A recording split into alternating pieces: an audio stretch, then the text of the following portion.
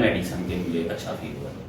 और डॉक्टर साहब मैंने 3 साल डॉक्टरों काफ़ी प्रोफेसर डॉक्टरों से भी चेक करा। कोई कहता है मोरा ख़राब है, कोई कहता है डिस्क ये है वो है, दवाइयाँ खा खा के मैं 3 साल परेशान रहा, लेकिन अभी ये कोई मेडिसिन नहीं मैं खाई।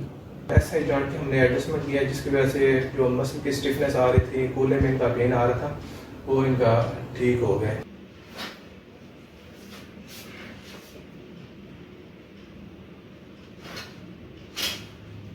ये मुझे 2-3 साल से ना बैक पेन थी, ये ना राइट साइड पे, तो उसकी वजह से मैं 2-3 साल से ना काफ़ी दफ़ा डॉक्टरों से चेक करवा चुका हूँ, इस्लामाबाद से, लाहौर से, सियालकोट में भी, तो नहीं था मुझे जो है ना आराम आ।